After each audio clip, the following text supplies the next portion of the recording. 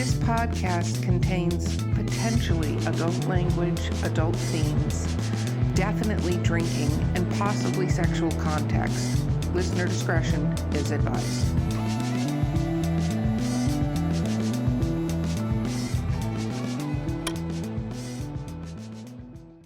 Welcome to Drinking with Authors, the podcast. I'm your host, Erica Lance. My co-host today is the amazing C.R. Rice. And our guest today is the absolutely fabulous J.B. Moonstar. Woo! Okay, let's talk about what we're drinking a little bit. So I have my Drinking with Authors cup, and I actually put cranberry and lemonade with vodka. Cranberry lemonade, cran lemonade. It's not good proportions. I'm just, luckily nobody else has to drink this. It was poor proportion choices on my part. Our sponsor today is Skunk Brothers Spirits. DWA10 is the coupon code. Check them out. They're amazing. CR, what are you drinking? So people that have listened have done the Four Horsemen drink. So I've been trying. Yesterday I did that Coke Starlight, and it was too sweet. So I'm improvising on the whole war drink because I have been trying to come up with some good ones. So this one is a cranberry raspberry with vodka this time, and I did a little bit of lime on top, and I think this might be the war drink. Okay, I like it. It's delicious and feisty. Four Horsemen drinks. We'll see. She will be one of them by the time this is all over with. JP, what are you drinking today? I have some wine, some red wine, one of my favorites, in a glass that my son gave me. It's a prescription for wine. It says fill as needed. So I'm good. I would be filling that all the time. That would be the problem for me.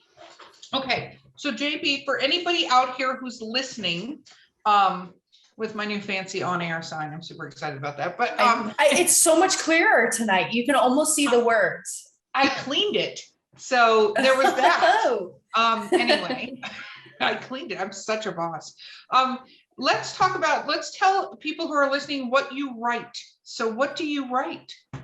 Oh, okay. I write fantasy adventures for, I guess, from 7 to 11, 12-year-olds.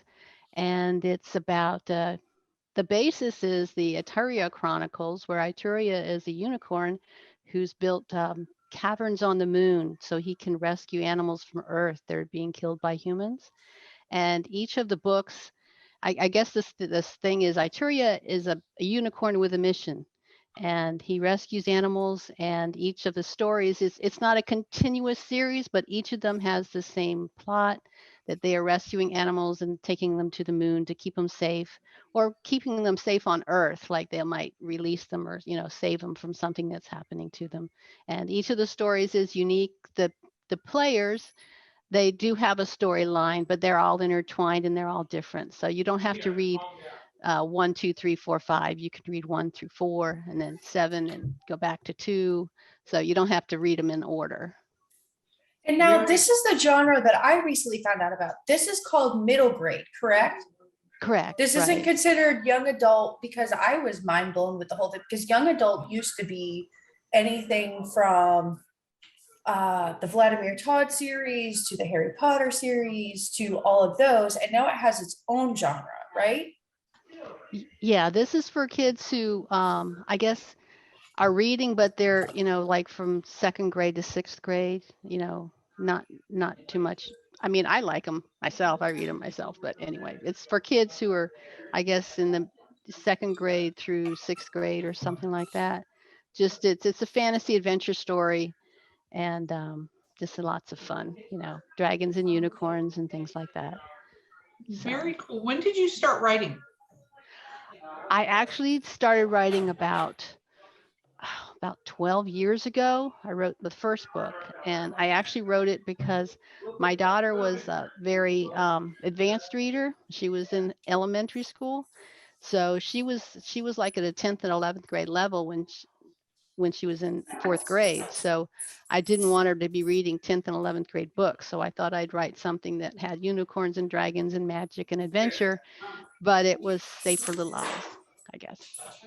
Wow. I like it. Very cool. So you wrote the books for your daughter? I started that, and So just been having fun with it since then. And so I base it on the animals that I read or know, and then family members pop in every once in a while as different characters. Like my dad is Russ, and actually I didn't know until after I named her. Megan is another name. It's a short name for Margaret, which is my mother. Oh, So wow. I I didn't know didn't that know till that. after I had her in the book. And so now I have my mom and dad in my books. They both passed away. So, it's nice to have them in there. That's very awesome. Did you write when you were younger or only after you became a mom and you're like, I'm going to write for my kid? Did you write when you were younger? No, not at all. No, No? I was more of a crafts person, crocheting and quilting and knitting and keeping busy that way. So Oh, wow. That's really cool. Well, one thing too about your books is your daughter does the covers for them, she correct? does. She's very talented. And matter of fact, she drew a picture of a manatee and a mermaid together, and that inspired the whole Michelle book, which is coming out soon. So that whole book is based on that picture she drew, and it's gorgeous. Very cool. Did you have so how many books do you have out in your series so far? There's 7 that are out, um, and there's 3. Let's see, Michelle and Jenna are coming out soon, or in the next 5 months or so. And then there's several in the works. And my daughter and I are also actually thinking of spinning off a separate series about the mermaids based on Michelle, calling them the Mermaids of Crystal Cay. And then she'll draw the mermaids, and I'll write the books about them. That is awesome. So I love that you started writing the story for your daughter and then it's spawned into so much. Have you always been an advocate of endangered species though?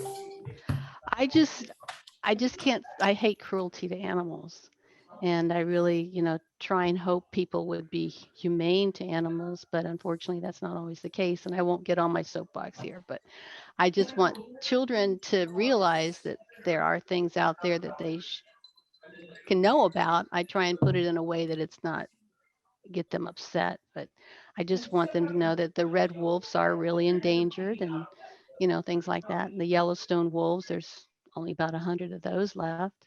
So it's just something that they might not even think about. No, it's true. I think it's a great form of education and it's a way for them to have it in where they can have their reality see it. Like I think sometimes when you say to somebody there's only 100 of something left, like I don't even know that they can compute when you say that. Like you Hmm. say it, it goes in. They can think with 100, but then they don't realize the magnitude of saying there's only 100 left, Right. right? Especially as little kids, because I know like I still offer my nephew $1 to do things, and he's like, absolutely, are you kidding me, I'll do it. So like for a little kid, or he's in first grade, so like to say there's 100 of something to him, it's like holy crap, there's 100 of something. But as you Hmm. get older, you realize that 100 really isn't that much. And a Right. lot of times, like when you look at things like with wolves, you're like, there's a wolf, like you see a wolf in your head, you don't realize that like there's these other things. So to create something like that kids can understand at an emotional level is something that's really amazing. So you said you got your inspiration from Michelle and the Manatee, which is coming out from a Hmm. picture that your daughter put together. What about the Hmm. rest of the stories? Where do you get your inspiration from? Um, well, Russ, the first book in the series, I got my inspiration because I wanted to explain how Jenna's grandfather met Arturia and Knocker when he was a teenager. And the hidden message, some of my books have hidden messages in them. I don't know if I should get into or not, but the No, whole sure. purpose of the whole purpose of Taylor and of Russ and the Hidden Voice was that I found this poor little frog that had got caught in my outside pool bath, and it got caught behind the screen, and it wasn't alive anymore, and it had just sort of turned into a I don't know. Um, it was dead, and it was, I don't know what the right Bloated word is, right? mass. No, it was like leather. It was like the skin had turned to leather over the Oh, bones. It was perfectly preserved, like he could wake up at any second. Matter of fact, I have him on my shelf over there. It's part of this end of the story. So my whole purpose, the hidden voice, was him trying to get out. And it turned out he was getting out of the cave so he could be back in the sun again. He was a ghost by then, but he wanted to get out and see the sun again. And that was the whole bottom agenda of that one, hidden agenda. And like in Taylor, my dog had just died from cancer and I wanted to get her to the moon. So she's the little one, Callie. Callie, she's the one who is the little one there. So we got her to the So moon. are all of your books fanatical representations of like your life experiences? Like, No, did you well, take those and turn them into something else? no, I think they're either based on something I read or something I did, but I always like to have something to focus on. Like in Jenna and the one that the broken promise that's coming out, it's actually going to be a necklace that she's going to get at the end of this story. So it's just I can build a whole story around just like one object or one feeling, one memory, one story. So that's what I try that's and do. awesome. Not a lot of people Yeah. have that skill set. That's amazing. I think I'm just kind of crazy. I have like 5 of them in my head right now. You have to talk to Angie, you have to talk to Sarah, you have to talk to Peter. They're all in there waiting for me to write their story. So they all have their storyline ready. I just have to sit down and type it up. And like I said, if I try and do something that they don't want to do, it messes the whole story up. So I just have to follow whatever they want to do. So Wow. So from not writing at all to starting this about 12 years ago, now it seems like you like unleashed something and it can't stop. Do you feel that's that right. way? Yeah. That is fun to me. It's so much fun to write and what is say get away from the world for a while. You get to go in your own world that you've created, and you have to stay by the rules. Like even though Knocker's a dragon or Megan's a dragon, they can't do things that dragons can't do.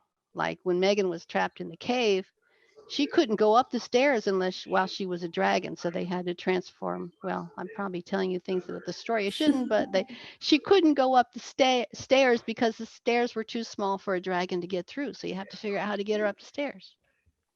That's I like awesome. that. So what is your writing environment like? Like, so you started doing this. Did you take any formal classes or anything at any point? I did. I do have a bachelor's degree in legal studies, so I have a lot of writing background, but most of it's very set and formal. So I took a couple of those online classes. Um, well, actually, it was a correspondence course, writing for children. And, they teach you some good things in it, like show, don't tell. That's the thing you keep hearing. And I'm getting better at that. So I try and do that a lot. And so that's basically it.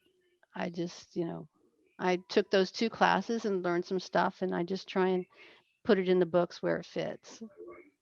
I think that's awesome. Do you find that it's if you come from a legal, and I do know what you mean about legal writing because I tease lawyers I interact with during my daily job all the time, because there's a lot of words that they like to put in legal things. Like it's almost like the course in writing legal is figure out how to add more words because they used to get paid by the Hmm. word. So Hmm. they're gonna, instead of a sentence that could say turn off the light, they're gonna be like, we need you to encounter the room and then open, like it's this whole long thing, and then it's to turn off the light, and you're like, couldn't you just have said turn off the light? And they're like, Yeah. no, we need to make sure it's crystal clear and we've covered everything. That it's We in know- this room. It's in this room, that light switch, which way, up or down, which way you have to push it. Yeah, Yep. exactly. So did you find it easy from that aspect to transition over into writing fiction? I did, because in the legal, you have to have so many different things going on at the same time in your pleadings and your motions and stuff. So you have to keep them all in track in your head. So I'm able to keep all the different kind of plot lines going different directions in my head so they can all mesh together at the end and meet. So it all works Oh, pretty good for that me. is a cool skill set, actually. I never even thought of. That's actually really true. With legal to be able to, oh, I probably should pay more attention to what they're writing. Have to get to the wherefore this and that has to happen. Therefore, henceforth. That's Oh my right. goodness. Oh, I think plot lines are so complicated, especially as you drag them out. It just gets, you confuse yourself sometimes. Mhm. So now that you've created 7 so far of these, well, 9 technically of the books, and you have 5 more in your head, did you create a world Bible for yourself? I do have one. It's actually it has unicorns all over the outside of the book, and it has I'd spent several months planning how to live on the moon in the caverns. You have to take into account the sun, how you're going to get the sun inside the caverns. You have to figure out how you're going to get the water, how you're going to get the sand, how you're going to get everything to grow. And I did. I figured it all out. And then comes to find out people are thinking about doing it now for real. So, okay. Arturia was there first. You're going to be like, people will be looking back on these books were brilliant. She knew exactly how to do this. That's very cool. It's a guide. It's a how-to. As they look back, they're like, all right, where is this thing? Yeah, I've got it all figured out. How you can see, we have all the animals that we've rescued. Plus, we bring up the badgers and the bugs, and actually the termites are the ones that seal off the caverns, so you can start storing air in them, so the animals can breathe in the caverns. So every single animal in the whole earth we take up there, and everybody works happily together. Oh, that's a really cute story. What about when you sit down and write? What is your writing environment like? Does it need to be quiet? Are you a morning writer, or how does this work for you? Well, I do have a full-time job, so if sometimes I get up early in the morning, 3 or 4 in the morning, and write for a couple hours, or because I go to work at 7. I mean, I have to be at work by 7. So yeah, so if I get up for a couple hours or work at night or on the weekends, sometimes like some of my books, they take me just a couple. Taylor and Megan wanted a book really bad, so they took only like 2 or 3 weeks to write the whole book, and they were telling me what they wanted to do. Like I said before, if you don't do what they want you to do, they get mad and the whole story blows up and you have to start over again. I had to do that like on my 3rd book. I said they wanted to do something, they didn't want to do it, so it just messed it up, and I had to start all over again. Oh my goodness. So, do you ever start out? I hit this actually today, working on my own series where you have a set thing that you're doing for somehow in your mind. I don't outline, so I'm not but you have an idea of how it's going to go. And as you're writing, you realize this is not going to go how you thought. And like, let's say you have a plan for how long it's going to be or what's going to happen. And then all of a sudden you realize this is not going to work out. And you end up just blowing the whole story out in a way that you've never realized, like you didn't initially think. That did happen to me on one book where I had gotten to where I wanted to be, and I still should have at least 5 or 6 more chapters. So my brilliant daughter Jen said, well, why don't you just do something unexpected? So I started the next chapter called Unexpected Visitors, and then we had another 5 or 6 chapters and had a whole nother storyline going through, which worked out really good. Very cool. Okay, we are going to take a quick break, and we will be right back with Drinking with Authors. Sample locally sourced, quality distilled spirits in the beautiful Columbia River Gorge. At Skunk Brothers Distillery, we're family owned, brewing small batch grain to bottle spirits, just like our grandfather did back in the Prohibition era. From handcrafted bourbons and moonshine to flavored blends and cordials infused with local fruit. Join us for a tasting tour and buy Skunk Brothers spirits straight from the source. It's all in the family at Skunk Brothers Spirits, located in Stevenson, Washington. Okay, we're back. And with JB is actually her daughter, who does all the amazing cover art for her books. So CR was going nuts, so we had to bring her in. Okay, show the mermaid picture. Let's show it, because that is amazing. And how do you get, you can see it? Oh, yeah. That's wow. Michelle. Michelle and the missing manatee. And it's gorgeous. That's amazing. all You of guys the got to go on the covers- YouTube. You guys have to tune in and like see because it is beautiful. Absolutely. So CR, ask your, Okay. oh, do you want to show more? Show more. Feel Yes, free. go ahead. Situation for Sarah. I don't know if you can see it or not, but Sarah is going to have a ghost tiger. Oh my goodness, I want a ghost tiger. Why can't I have a ghost tiger? Wait, can you like message me after? Because I want to commission a few things. Okay, so ask your questions, OCR, besides Okay. personal commission questions right now. So before we started the podcast, I had heard that you created the covers for all of your mother's books. Mhm. Do you draw them? Mhm. Like you draw them, you don't piece things together? No, these are all hand drawn. Now I give her stick figures and she How makes did you come up with that? Well, like she says, she will say this one's about, you Yeah. know, the wolf, the endangered, the red wolf, and it takes place here. And then I just sort of, this sketch one's up. gorgeous. I don't know if you can see it, but I said I wanted all of the covers are amazing. I wanted trees and she did it. So yeah, she's very So creative. you just let her run wild. You tell her a few key things and you just let her run Yeah. wild. I say what I want. I That is try to amazing. draw stick figures. They look ridiculous. She does it, you know. She handles it for me. Well, I think there's a lot of art obviously flowing through this family because Right. it's just purely amazing. Yeah, Purely I mean, amazing. I have all of your covers pulled up on my computer just because I like to like go through everything. And they're just, they honestly, they look like when people take Photoshop and you go onto like Google Images and you piece things together. So the fact that you drew them when I can't even draw a straight line with a ruler is just astounding. I love artists because I can't do anything. So what was this like when your mom took a story she created for you and went, I want to publish this? well, I think it's very cool. And I'm proud of all the stuff she's been doing. And she's got like 10 now. Yeah, working on my 10th book now, so that'll be fun. So do you brag to your friends? Are you like, oh, my mother published this book. I did this cover. I've seen the covers. Like millions, you know, these are things, you know, one of the great things about books is they stick around forever. So like generations to come are going to see your art that you did for this book. Is that crazy to you? Yeah, I think it's cool that I've gotten to do this because I've always wanted to do book cover stuff. So this is a great way for us to work together on this. I think this is terribly adorable. If my It is so daughter cute. actually, my It is so daughter, cute. Too long, right? well, you know, my daughter actually, and now she's fully graduated, so they can't do a takey backsy of her stuff. But even in high school and stuff, she'd have art projects and have to draw things.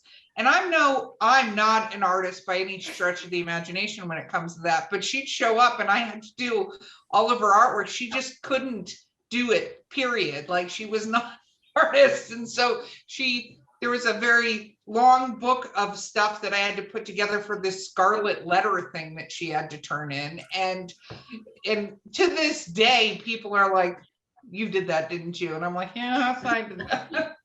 You know, so it's very cool to be able to work together. But now let's talk for a minute about your fans. So what was it like when you started to get fan feedback on your books? Well, I did have one from one boy, and he reads my books, and he says you need to make sure all the chapters are the same length because his mom and him read one chapter a night, and he wants them to be the same length. Oh, that is adorable. And now they are. You get And feedback now like they that, are the CR. same length. But that is good because I can focus. Each chapter is like a stepping stone to the end of the book. So each chapter has one purpose, and and then it jumps to and you always leave a cliffhanger at the end of each chapter. So it just keeps going and going on to the next chapter. I gotta say, I think that's an underrated thing. All of my chapters are basically the same words, and I feel like it's a milestone. And I don't think a lot of readers understand how amazing that is. But as an author, you're like, all right, I have 2,500 words I have to nail out. And then once you finish that chapter, you're like, I'm the victor of the day. Like I have won. I can celebrate. I deserve a donut. Everybody should have a parade. It's one of those weird things I think as authors that is underappreciated. And the fact that the little boy was like, I need them all the same chapter because we read it every night is probably the greatest thing I've ever heard. Yeah, that was really cute. He's really a good fan, I guess. So what about agencies where for protected animals and stuff like that? You've been working with some of those, correct? I do. I like the Defenders of Wildlife and the Nature Conservancy. I get lots of magazines, 4 or 5 different magazines at least. And I get their articles, like the wolf articles, the red wolves. Give me the background and setting, because I need, you just can't pull a setting out of nowhere. You have to have, okay, this is what it's going to look like. So, the trees and the whatever. So I need to know what the background of the story looks like so you can place it where people are. I don't know if other people do, but I draw little maps of what my whole area looks like. So I know that you need to go south or west or up, whatever, to get somewhere. So, and they're very helpful and they're very nice about it. And yeah, they do a lot to try and save the animals. So I try and support them when I can. That's very cool. So what about online reviews and stuff like that? How has that gone for you? Do you read your reviews online? I don't know if I've gotten that many. I don't remember seeing too many. So I've gotten 1 or 2.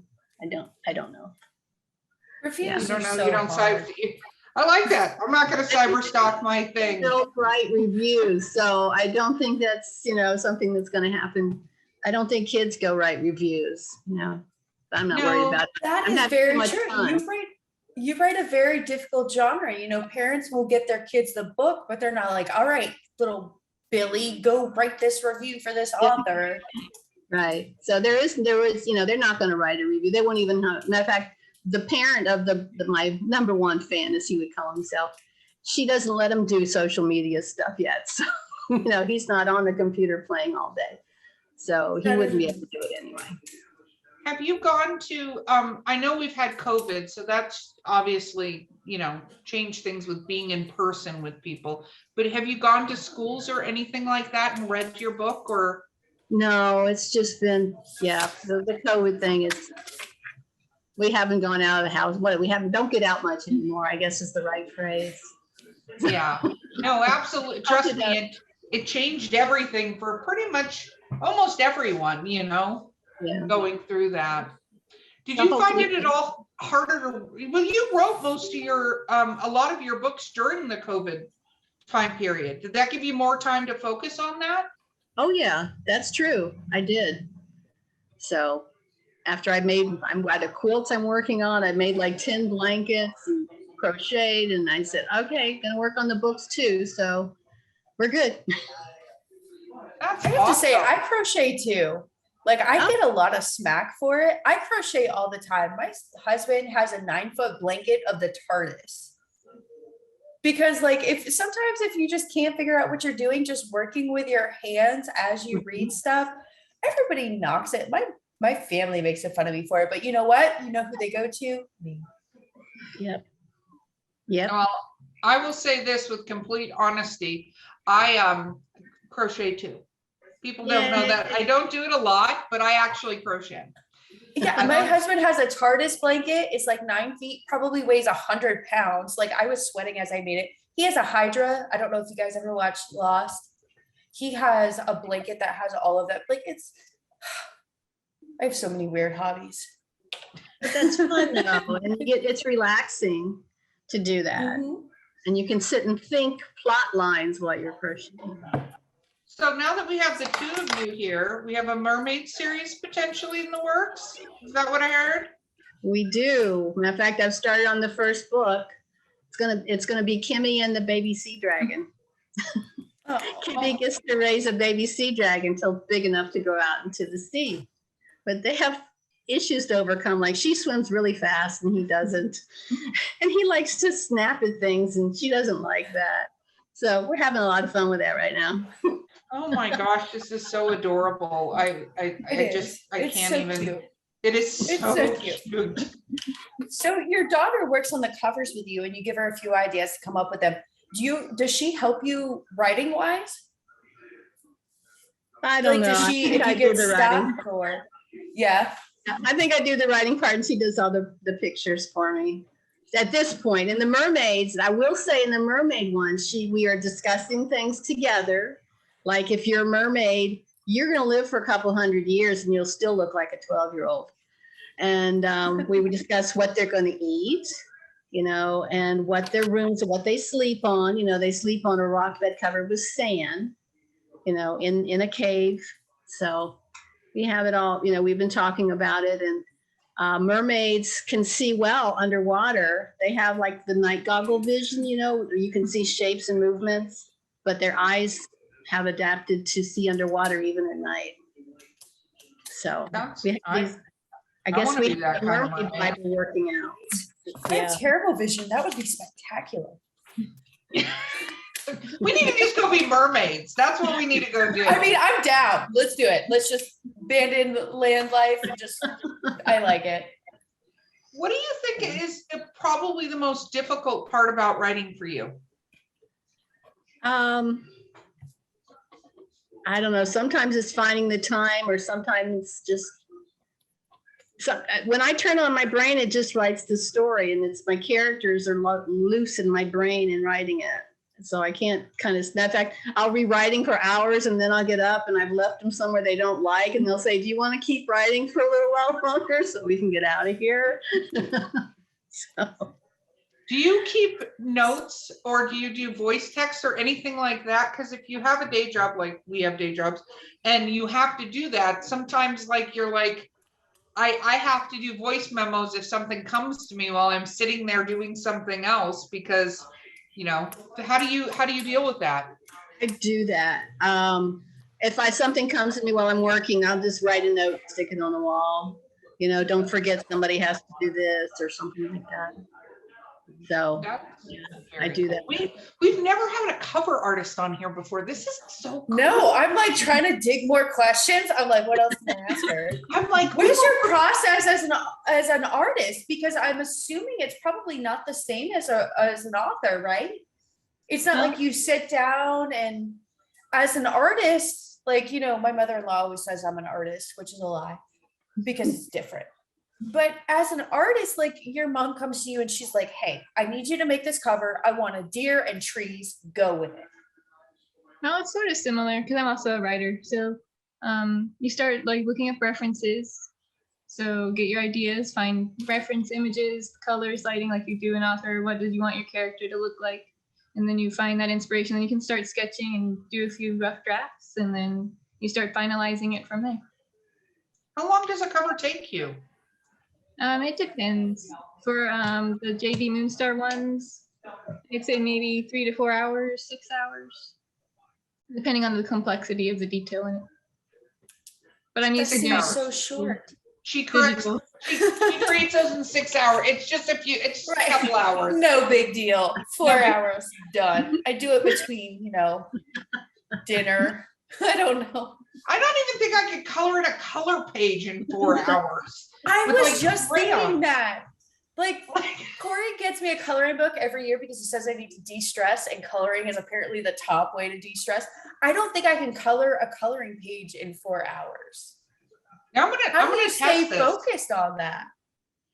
No, because I do lots of painting as well and digital painting, and I've done challenges like I did Mermaid, where I would do a full mermaid piece every day, and it sort of teaches you to do, get a full piece done in 4 hours and work in that speed. Yeah, she did Mermaid. She drew a mermaid every day for a month.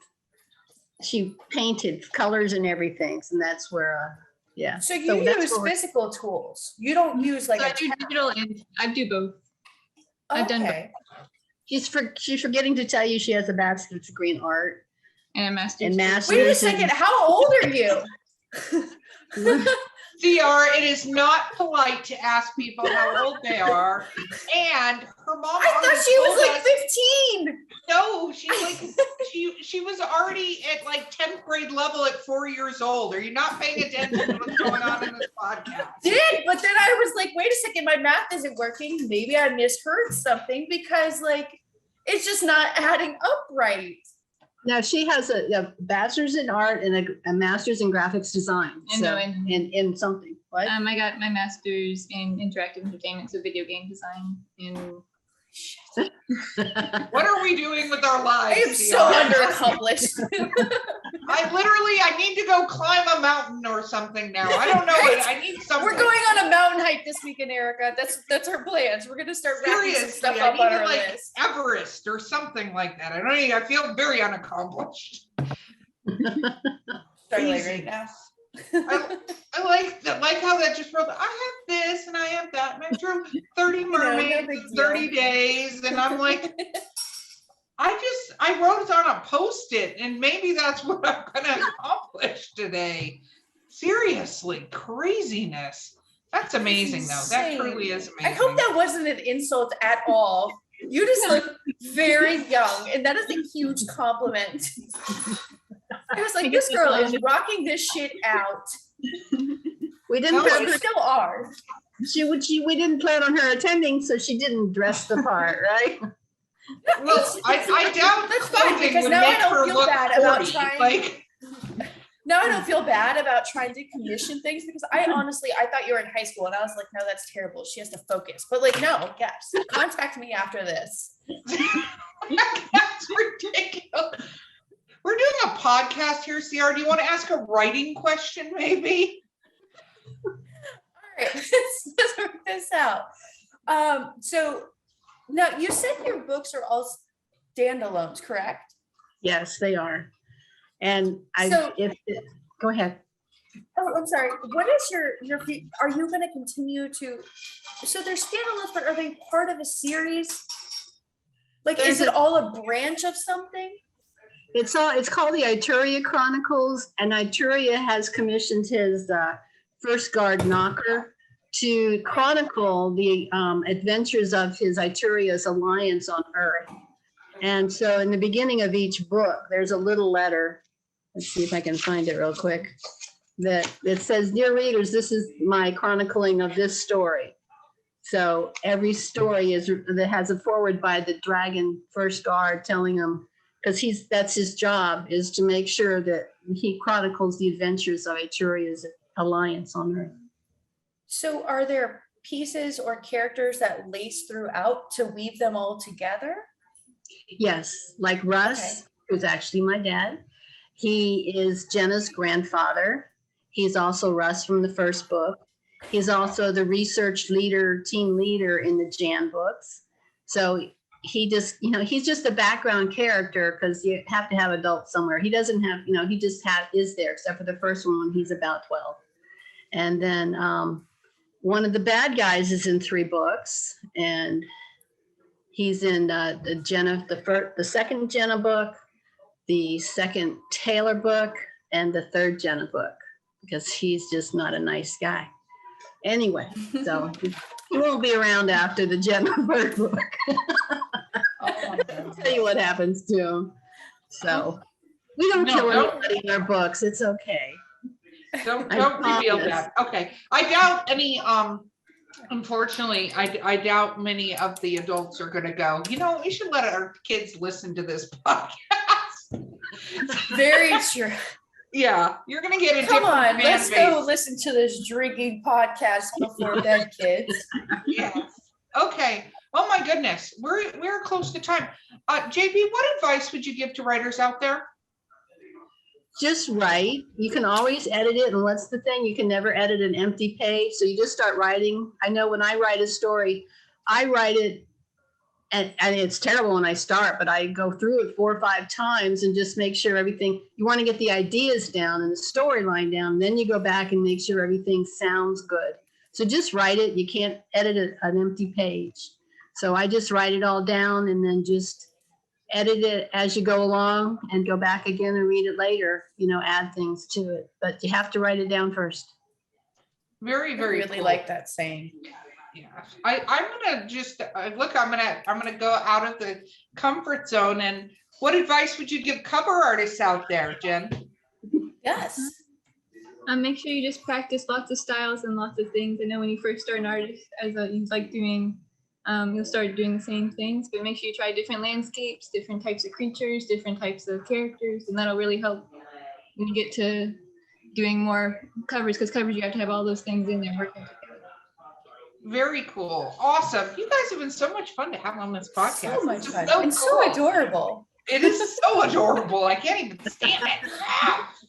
Okay, so shameless self-promotion time. JB, how do people find you? And don't give away personal information like your social media as an author. How do people find you? Oh, okay. No Well, addresses. I have a website, www.jbmoonstar.com. And that would be the best way. And of course, the books are available like on Amazon and about everywhere else, I guess. And so hopefully everybody would pick one up and read it. Awesome. Jen, do you have a way for people to reach out to you as a cover artist? Do you want to throw anything out there? You don't have to, because I'm just putting you on the spot suddenly. I have my Instagram is at j.codigart, and so that's more of my fantasy style. That's mostly. Probably the 30 mermaids are on the Instagram. So No, that's fine. I wrote it down. I'll share it with anybody that needs it. So it's perfectly fine. Like I'll it's share not it. for you, CR. That was not the point of her telling us that. Oh my goodness. I don't even know how that went off the rails. Okay. Well, guys, this has been Drinking with Authors, the podcast. I've been your host, Erica Lance. My co-host has been the very greedy for personalized art, CR Rice. And our guests have been the amazing JB Moonstar and her amazing daughter who does the cover art. And our sponsor has been Skunk Brothers Spirits. I got to remember this all the time. DWA 10. They're amazing. Check them out. And we will catch you guys next time.